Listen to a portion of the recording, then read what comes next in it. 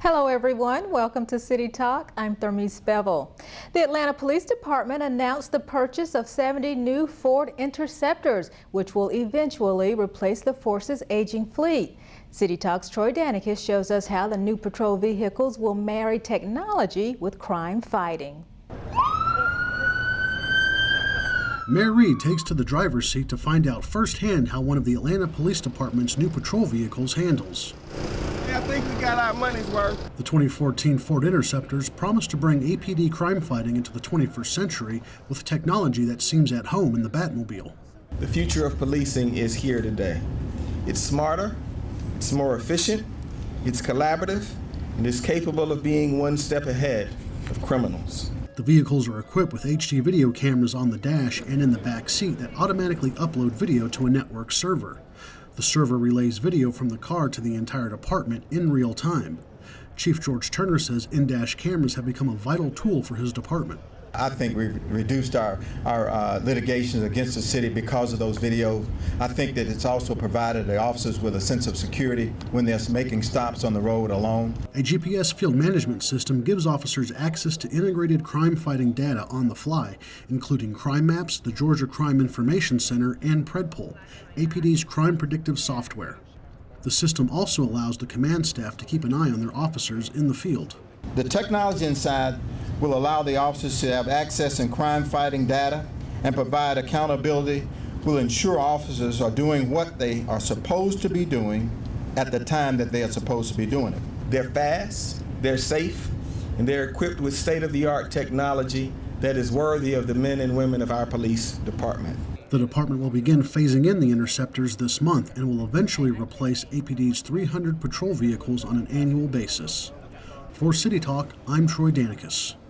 The 2014 Ford Interceptors cost around $39,000 and were purchased from Atkins Ford in Winder, Georgia. Some of those new patrol cars will be driven by newly graduated APD officers, but before graduation comes the swearing in. 28 new officers with class number 231 were recently sworn in at Atlanta's Police Academy. Officer training includes more than running obstacle courses and learning hand-to-hand combat skills. Recruits also spend time in the classroom learning about constitutional law, state and local laws, and APD policy and procedure. Some council members and other city officials held a town hall to give residents a chance to offer their input on the new Falcon Stadium.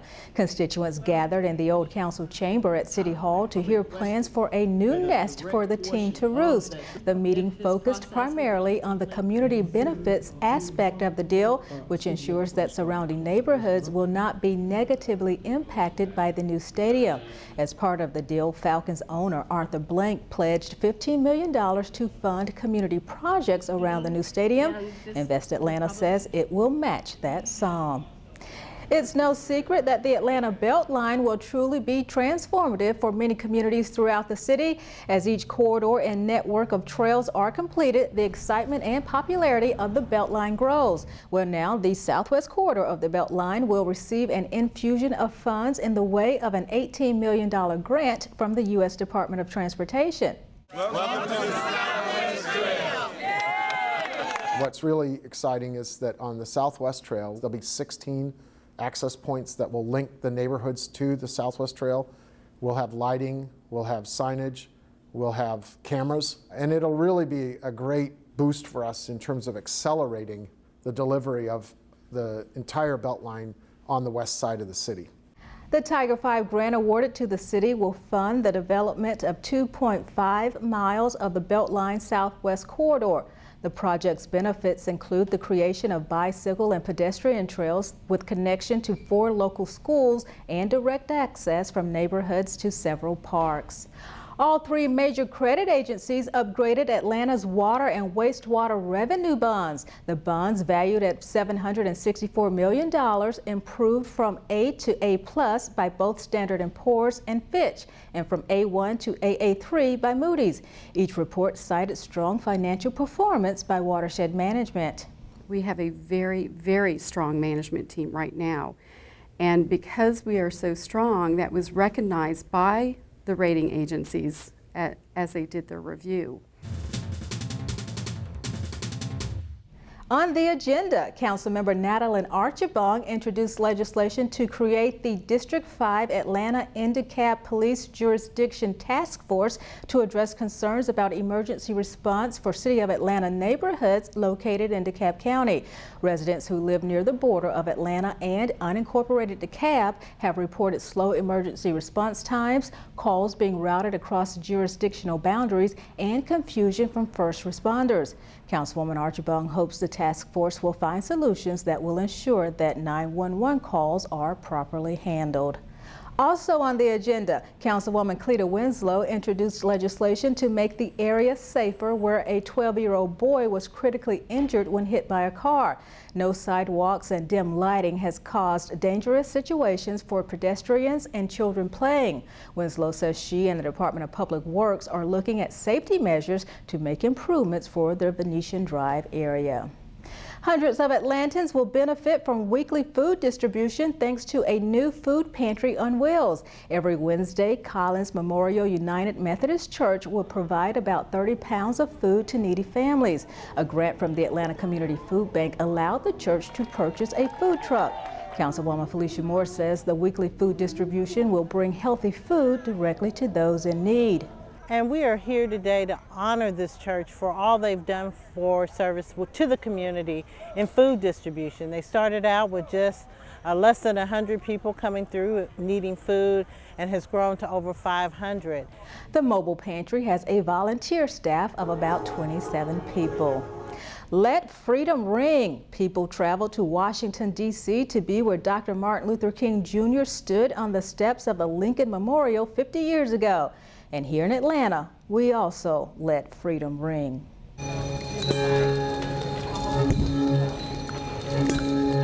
To commemorate the 50th anniversary of the March on Washington and Dr. King's I Have a Dream speech, City Council President Cesar Mitchell invited all of us to join in solidarity to let freedom ring. This is an opportunity for us to celebrate this very important moment in our history. Let freedom ring from Stone Mountain of Georgia.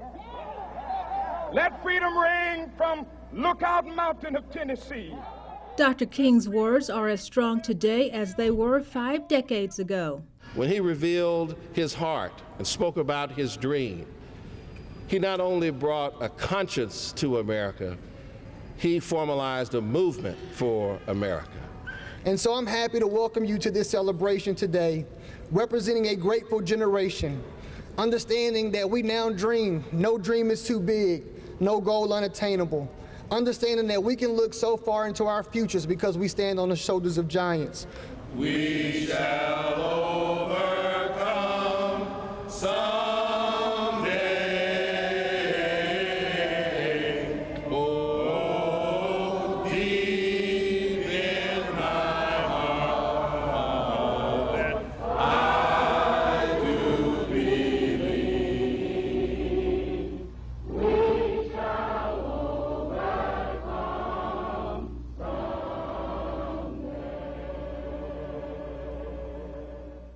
And from the atrium of City Hall to the gallery of the Robert Woodruff Library. The people in this room can start a movement that can change the world. Dr. King's alma mater, Morehouse College, hosted a teach-in and viewing of King's original papers. It's a wonderful opportunity, a teaching opportunity for our students. Of course, one of the highlights of the original march in 1963 is that there were lots of students there. There were young children there. So this is an opportunity for us to share that history with the young students. Lonnie King, Dr. Doris Derby, and Charles Black were all members of the Student Nonviolent Coordinating Committee, better known as SNCC.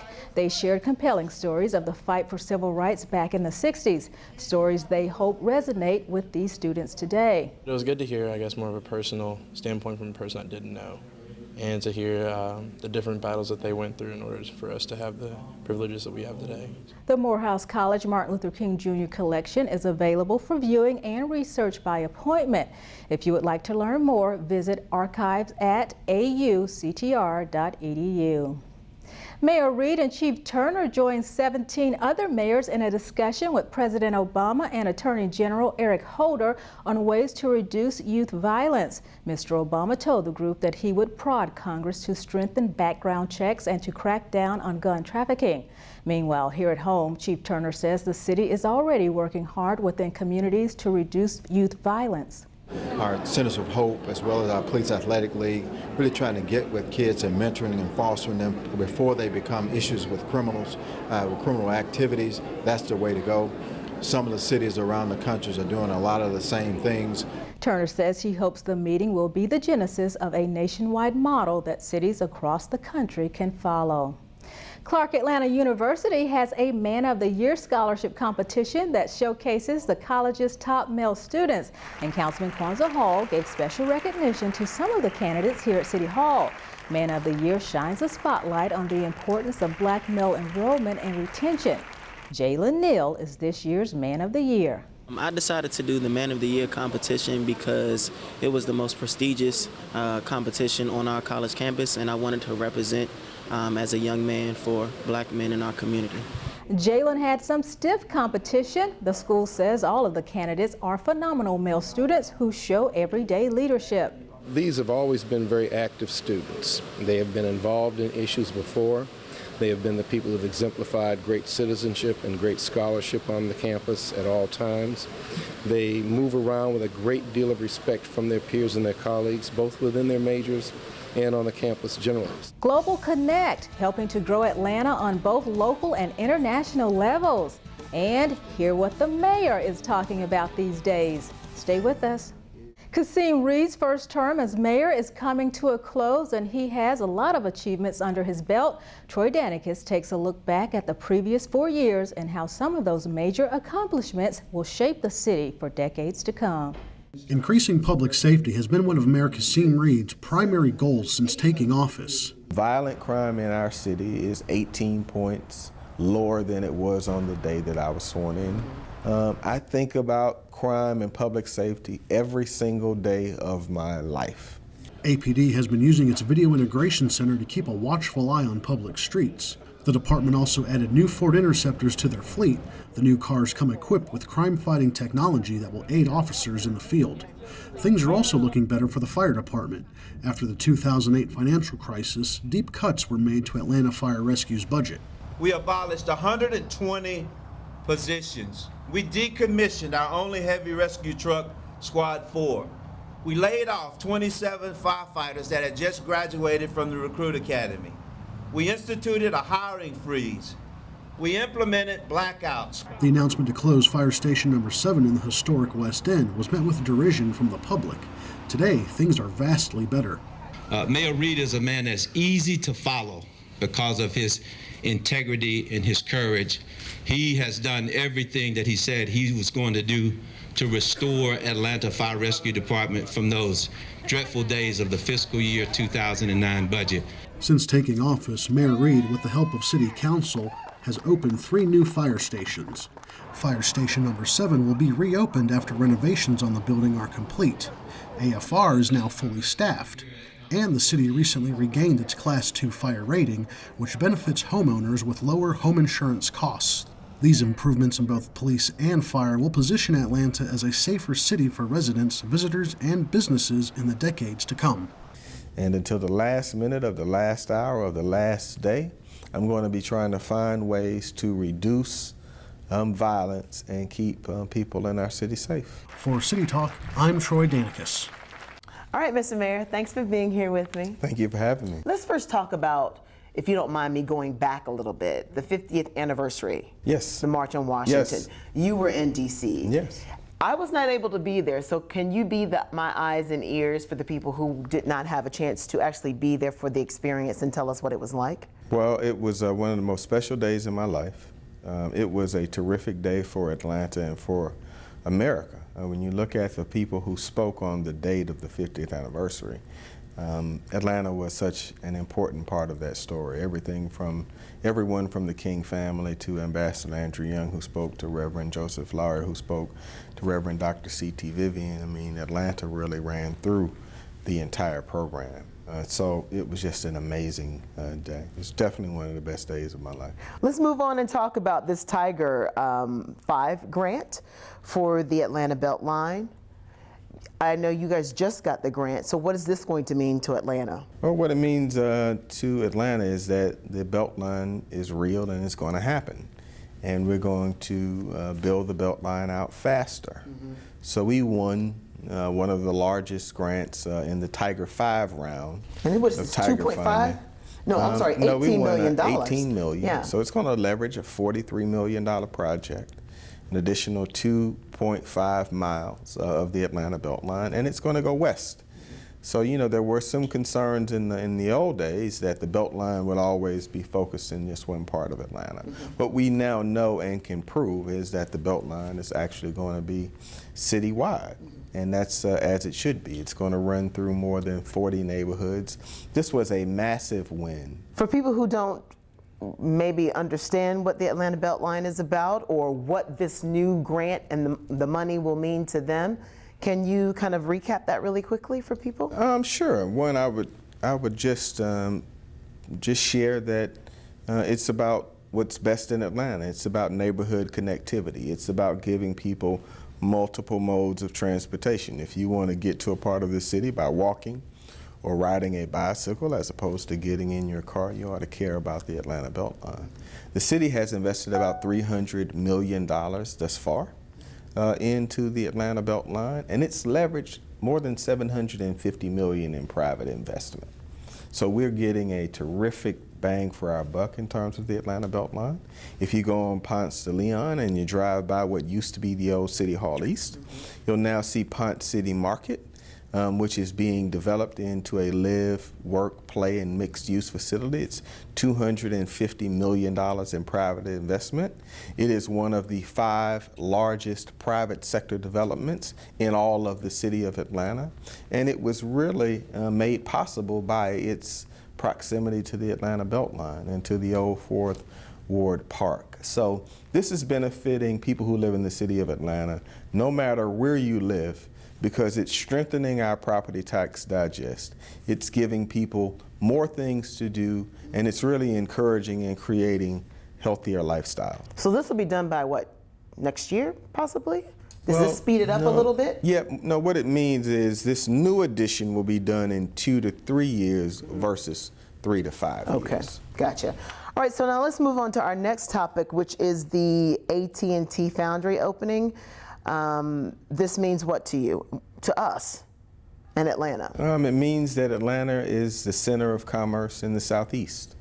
And there used to be a time where when you heard about a job announcement in Atlanta, it really was somewhere near Atlanta, but not in Atlanta proper. And I think that the business community is really choosing us more and more. So this is a huge win, and I couldn't be more appreciative to the folks at AT&T and Ralph de la Vega. So this says a lot about our city, that if these big companies want to come, do you believe that there will be the opportunity for others to come as well? Oh, no question. Do we have enough room? We definitely have enough room. I mean, just this week alone, I've met with 2 more CEOs regarding moving businesses into the city of Atlanta. And so we're just going to continue to have the kind of success that we've had over the last 3.5 years. So with that, the number of businesses and the amount of jobs that's coming into the city, then what does it mean for the people who already live here? What does it mean for the growth of the city? What it means is more opportunity. If you think about where we've been over the last 3 years, even folks who had a job were under a lot of strain because they didn't want to lose their job. There used to be a time in Atlanta where you really had multiple opportunities so that you could go to work every day and know that in the event that you were unhappy in your job or your career, there were other opportunities in the city of Atlanta. That's one of the things that made us great. Well, that hadn't been the case in the last 3 years. You basically go to work on pins and needles. You want to absolutely keep the opportunity you have because you know if you lose it, the amount of time that you would be able to get a new opportunity is just so much longer because of the tough economy we've gone through. So what we're trying to do in Atlanta is expand opportunity. And even if you don't work in one of the new jobs that's coming into the city. It is better for the overall environment and the ecosystem of employment that all of these businesses are moving in. The stadium is a part of that. We will have thousands of jobs related to the construction of the Atlanta Falcons' new stadium. All of these things contribute to what I believe is our economic ecosystem. And it makes it more likely that if you're in the city of Atlanta, that you're not stuck in the job that you're in. I mean, I hope folks are happy and love their job as much as I love mine. But you certainly want flexibility and the ability to be able to go out and compete for different opportunities. That's what all of these different businesses coming into the city of Atlanta means. All right, Mr. Mayor, thank you. No, thank you. Bring your electronic devices when you come out and play. Atlanta has Wi-Fi in the park. And charter schools are catching on all over the state. In fact, charter schools rock. Back in a moment. Back in August, Mayor Reed accepted the 2013 Google eCity Award, naming Atlanta the strongest online business community in Georgia. And with that, Atlanta is fast becoming the most connected city in the Southeast. Now Atlantans not only have Wi-Fi access in places where we do business, but we also have Wi-Fi where we play. We all remember the 2013 Atlanta Jazz Festival in Piedmont Park.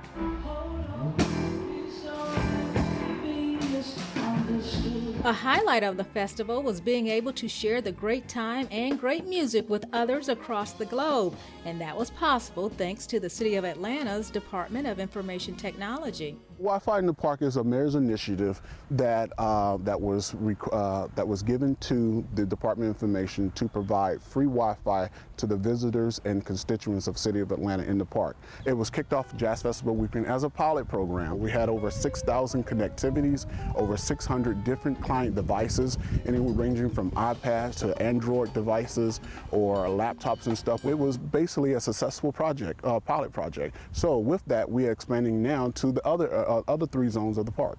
Wi-Fi in the park is really exciting for us in the City of Atlanta at this particular time. What it's going to attempt to do is begin to break down the walls and the barriers we have for the digital divide.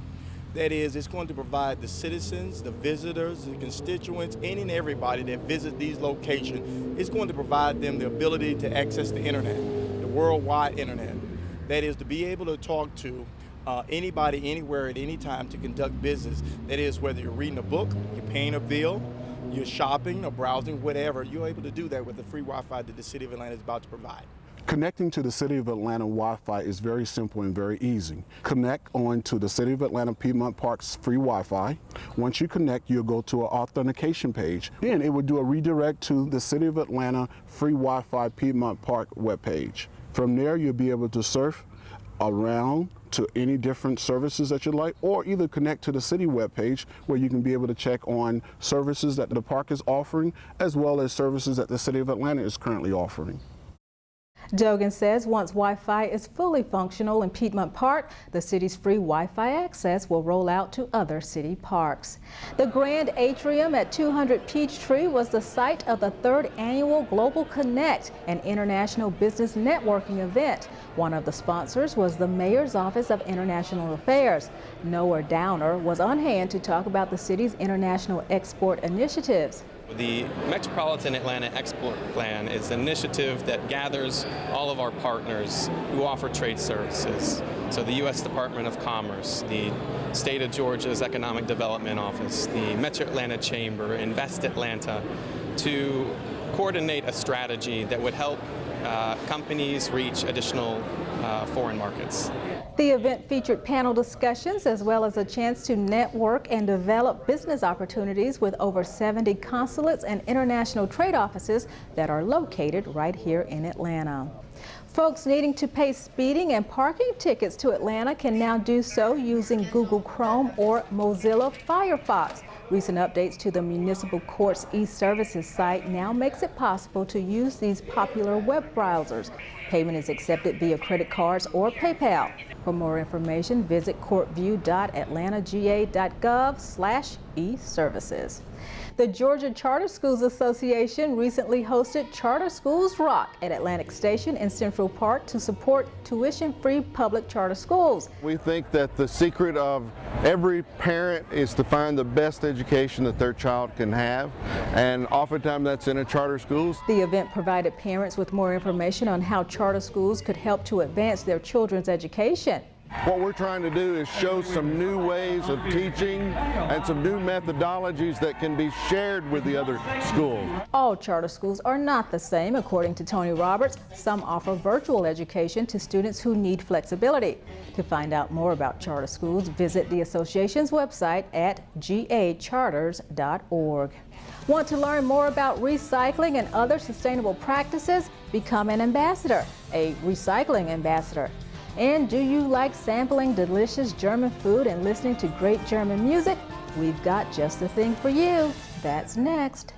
The Office of Sustainability held a coaching session for its new recycling ambassadors. Atlanta is looking to increase participation in the citywide program by sending volunteers out into communities with low participation rates.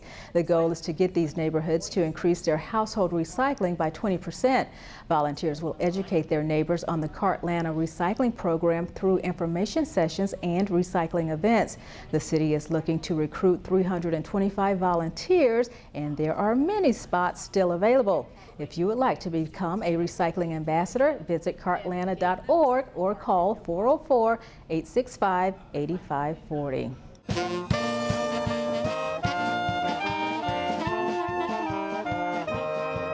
Metro residents looking to steep themselves in German traditions headed down to the Atlanta Beer Fest. Visitors sampled a bevy of German beers, food, and even music.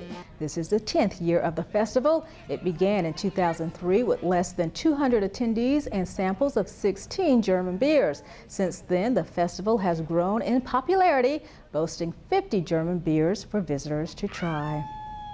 With another Labor Day weekend comes another Dragon Con. The 3-day-long convention began with a parade down Peachtree Street. Sci-fi and fantasy fans marched down the street dressed as their favorite characters.